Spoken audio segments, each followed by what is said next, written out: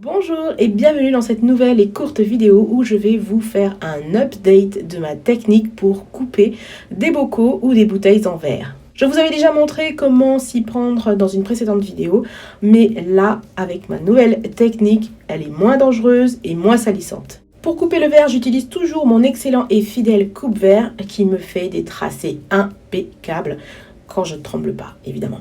Là où ça change, c'est la source de chaleur. Avant, j'utilisais la flamme d'une bougie. Maintenant, j'utilise mon heat gun ou mon pistolet à chaleur. Pour que le verre craque et se coupe là où je désire, je trace avant avec le coupe-verre et je provoque un choc thermique chaud-froid.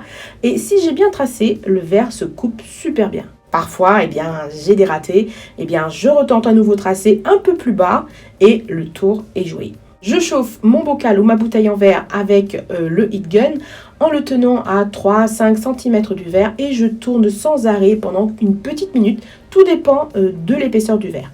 Je le plonge ensuite dans le bac d'eau froide et là, crac, choc thermique. Je le retire et je vais me munir d'un torchon pour décoller les deux parties.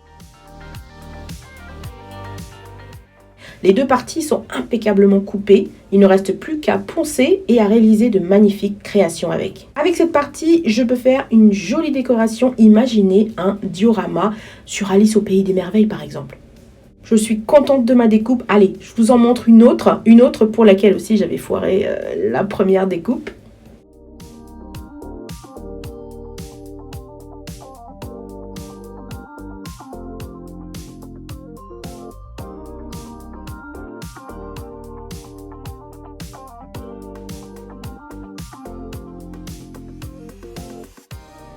Et voilà une découpe nickel. Je vous invite vivement à revoir d'un autre œil toutes vos bouteilles et vos bocaux en verre.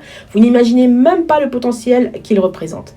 Faites de jolis petits pots, des vases, des verres à boire, des lampes, des bougeoirs, des pots de fleurs, de la déco, des présentoirs à bijoux. À vous de faire marcher votre imagination et vous pouvez faire de jolis cadeaux en les personnalisant avec la gravure sur verre. Je dis ça car la fête des mères approche et ça peut vous donner des idées. En tout cas, je vous recommande d'aller voir ma première vidéo où je vous donne tout plein d'autres conseils et des tutos de création magnifiques. Dites-moi en commentaire si vous connaissez d'autres techniques super efficaces pour couper le verre.